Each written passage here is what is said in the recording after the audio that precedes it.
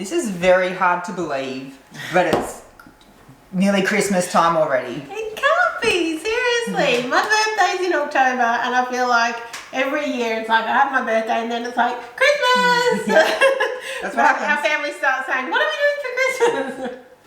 Anyway, what we are doing and what we have most year with my family is traditionally a glazed ham. And I think that's pretty common in Australia. It is not my family, but a lot of families would have glazed ham. Yeah, and typically the glaze is laden with sugar, yes. So don't worry, we have got you. We've got a really yummy keto-friendly glaze, and we've made this at our Christmas maybe the last 3 years. Yeah, this is our 4th keto Christmas coming up. So yeah, and it is delicious. The whole family loves it. Even my mum makes it now instead of her, traditional recipe. So that's kind of cool. And it's pretty easy to make, so it just takes a bit of time kind of putting it in the oven and then glazing it and whatnot, but it's easy. It's just a little bit time consuming, do you reckon? Yes. Probably the hardest part and Erika's least favourite part is what's going to happen now. Yes. Take the skin off. So I've got to tackle this thing. So we have just bought a small leg of ham. This is big enough for our family, but the size of it doesn't matter too much, just depends on how many people you're feeding for Christmas. So this is just from the supermarket, but you can get them at the butcher and whatnot as well, and they generally come with the skin on. So to glaze it, we want to take that off. So I've just got a little knife here. Try and get a sharp one. This is the best we've got. And I'm just going to cut around here and leave the skin on this kind of small part, and then we'll try and peel it off the rest. So kind of where it's mainly more all bone. Yeah. And then you can, like after Christmas, use the bone and make like a yummy soup or something. Yeah. I'm pretty sure last year we put it in just a broth with a bunch of other things and made a broth with it. Yeah. Okay, so try not to massacre it too much like I'm doing here, but you want to make sure the skin is quite thick. So you just want to get through the skin. And then what you can normally do is try and find the edge of the skin and get your finger just underneath. Not sure what the edge of the skin is. You definitely got your finger in there. Oops. And you kind of just need to... You're just dislodging the skin from the fat. Yeah, like it wants to come away pretty easily. It's not... But if it doesn't come off in one piece, it's not a big deal. Oh, no, not at all. We're not doing anything with it. No, this just gets thrown out, so I wouldn't worry. I don't know, maybe could you make crackling out of it? Maybe. Never tried it. No. Do you want me to hold the... It's not a bit stuck there.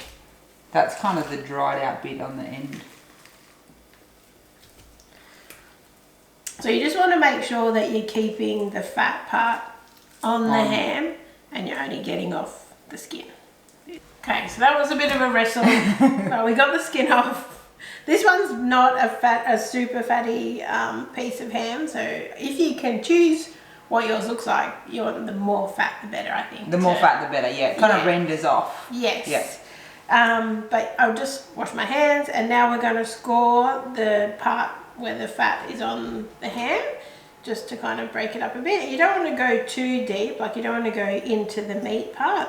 You just want to score kind of the fat on the top layer, just in like a diagonal. You can do like a crosshatch if you like, if you think it looks nicer. I'm just going to do a bit of diagonal lines. That'll do.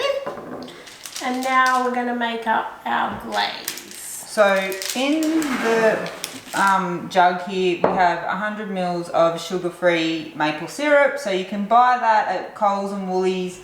If you're in America, you can use pancake syrup or whatever works for you. Yeah, so the one we use actually comes from Low Carb Emporium, and it's sweetened with xylitol, which is a better option than the supermarket ones, but whatever you have available. We also have in the description below the full recipe if you want to see everything that's in it. But we're going to add to the sugar-free maple syrup just some Worcestershire sauce. and some tamari, which is like a wheat-free soy sauce, or you could use soy sauce or coconut aminos, whichever you prefer. They all kind of have a similar taste. And some Dijon mustard.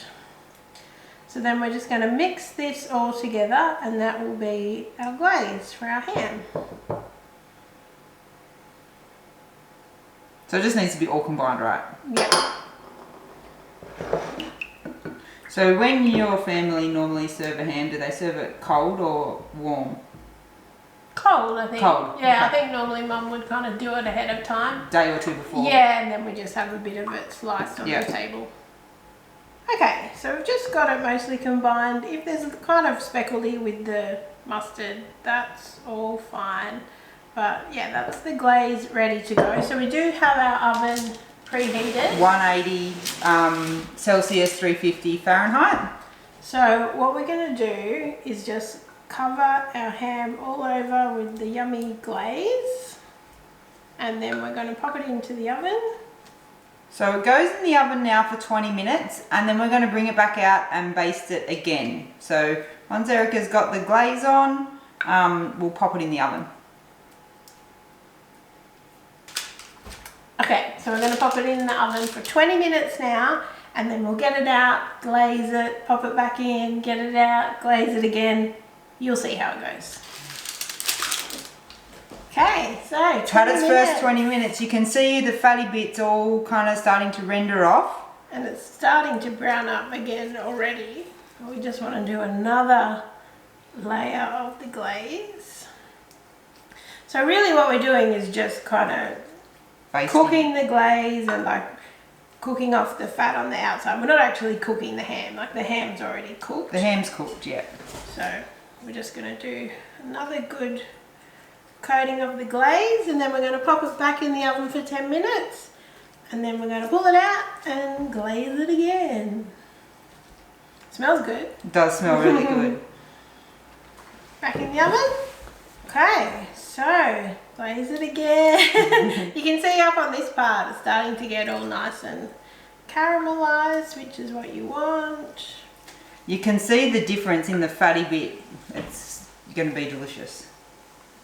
So I think this is, we'll just glaze it one more time. So we'll pop it in the oven for 10 minutes, and then we'll give it one more go. What do you reckon? Yep, looking good. Okay, so we're just going to do the last glaze, and then we'll pop it back in the oven. Now, depending on your oven, at this last kind of time, you might want to put the oven up to about 200 to kind of really get it caramelized on the top. Because this will be the last kind of, it's getting really yummy and sticky. It is, yeah. So it only needs to go back in for 5 to 10. Just keep an eye on it now, because it can kind of start to catch and burn as it heats up. Let's try and use the rest of that glaze up. Perfect. Okay, so back in Last time in the oven. 5 to 10, and we'll show you the final product. Okay, here it is. It's done. It looks Our really good, and beautiful it's how glazed good does ham. it smell? It smells really good. So this is perfect for your Christmas table centerpiece. Really easy to make. You can serve it hot or cold, and there is loads to do with leftovers, which we are the experts at. Because we end up with lots of leftovers.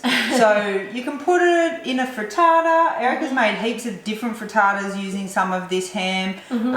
You can replace the bacon in our breakfast muffins, which I will post the card up there for you guys, with this ham, and it's delicious. Also, it'd be really nice just in like a creamy sauce over some zoodles or yum. something, like a Alfredo kind of thing with some ham in it. Yeah. Honestly, there's so much you can do with it, and we even freeze it in kind of portions, and then we can just grab one out to have with, you know, salad for lunch one day at work. But yeah, basically this is Christmas. Definitely, I think the breakfast muffins would probably be a good idea for like Boxing Day breakfast too. Yum. That would be really yummy and a nice way of using it when everyone's I want to have ham. So hopefully you guys have found this recipe useful. Honestly, it's going to mean you can have glazed ham at Christmas, so it's totally worth it. And your family and friends aren't going to know that it's keto or whatever. They're just going to enjoy it, so don't stress about that. Make sure you give this video a like if you've enjoyed our glazed ham. And thank you so much for watching, guys. Merry Christmas, I guess. Bye.